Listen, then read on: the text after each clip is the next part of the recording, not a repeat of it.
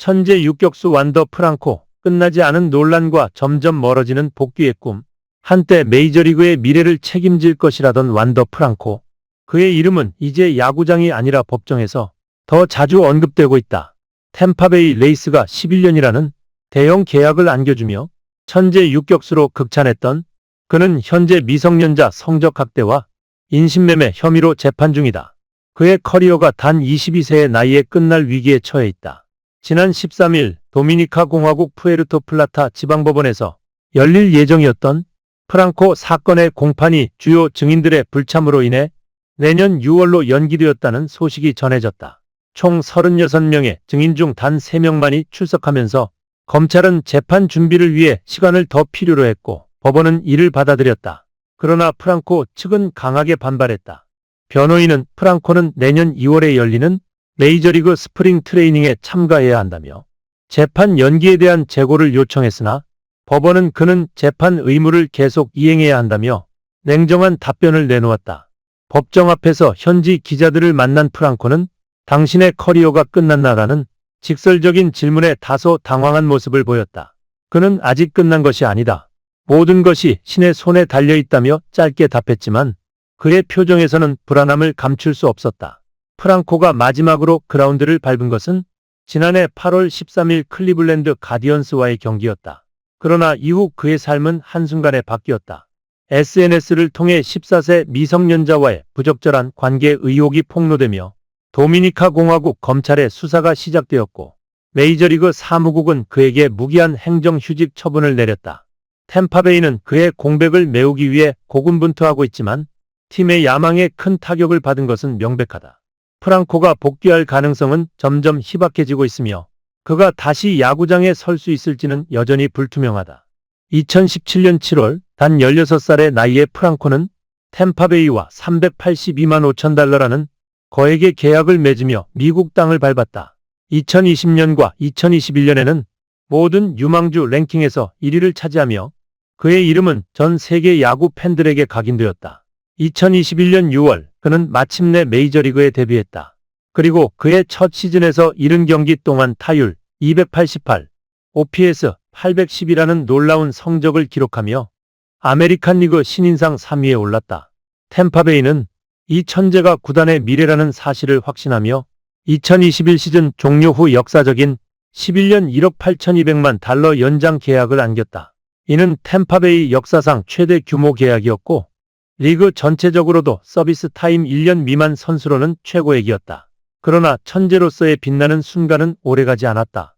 2022년 오른쪽 손목 부상으로 83경기 출전해 그친 그는 기대 이하의 성적 277 타율, OPS 746을 기록하며 팬들을 실망시켰다. 하지만 그의 천재성은 여전히 믿음을 주었고 2023년에는 올스타로 선정되며 재기에 성공하는 듯했다. 타율 281, 17홈런 30도루라는 성적은 그가 여전히 리그 최고의 유격수 중 하나임을 보여주었다. 그런데 이상한 징후들이 드러나기 시작했다. 타격 후 전력 질주를 하지 않거나 경기 도중 신경질적인 행동으로 동료들과 다투는 모습은 그의 워크에틱 근무윤리과 멘탈에 의문을 품게 했다. 동료 랜디 아로자레나와의 언쟁으로 구단의 내부 징계를 받은 것은 이런 문제의 시작에 불과했다. 프랑코의 몰락은 야구장에서가 아닌 야구장 밖에서 벌어진 충격적인 사건에서 비롯되었다. 2023년 말 그는 도미니카 공화국에서 미성년자 성적 학대와 인신매매 혐의로 기소되었다. 검찰 조사에 따르면 그는 14살의 미성년자와 성관계를 맺은 뒤 그 대가로 매달 약 $1,700와 새 차를 제공하며 사건을 은폐하려 시도했다. 그의 범죄는 6개월간의 수사를 거쳐 구체적으로 드러났고 그는 최대 20년 징역형에 처할 위기에 처했다. 이 사건으로 템파베이는 그를 제한선수 명단에 올리며 연봉 지급과 서비스 타임 적립을 중단했다. 이는 사실상 구단이 그를 손절하는 신호였다. 실제로 2024년 시즌 시작 전 템파베이는 그의 11년 계약을 파기하는 절차를 진행 중이다. 2022년 지급된 계약금과 연봉 일부를 제외하면 프랑코와 템파베이의 관계는 완전히 끝난 것이다. 22살의 프랑코는 여전히 무죄를 주장하며 법적 싸움을 이어가고 있다. 그러나 재판 일정이 계속 연기되고 있어 그는 2025년에도 도미니카 공화국을 벗어나지 못할 가능성이 크다. 설령 무죄 판결을 받더라도 미국 비자 발급이 거부될 가능성은 매우 높다. 이는 곧 그의 메이저리그 커리어가 사실상 끝났음을 의미한다. 지난달에는 시비 끝에 총기를 꺼내 경찰에 체포되는 사건까지 일으켰다.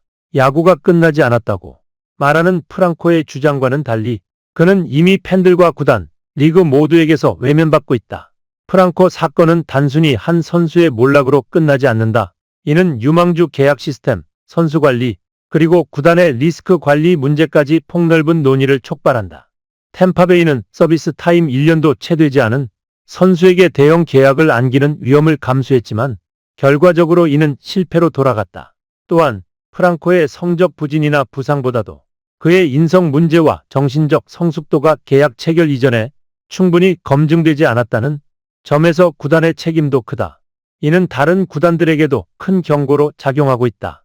완더 프랑코의 이야기는 스포츠계에서 흔히 볼 수 있는 영웅에서 악당으로 전락하는 전형적인 사례다. 그러나 이 사건은 단순한 스포츠 뉴스로만 볼 수 없다. 이는 개인의 책임, 구단의 관리, 그리고 스포츠계 전반의 도덕성과 법적 책임 문제까지 심도 있게 다루어야 할 문제다. 완더 프랑코가 남긴 유산은 그가 야구장에서 보여준 천재적 재능보다 그의 몰락이 스포츠계에 남긴 교훈으로 기억될 가능성이 크다. 끝까지 읽어주셔서 감사합니다. 구독과 좋아요도 부탁드리며 여러분의 의견을 댓글로 남겨주세요.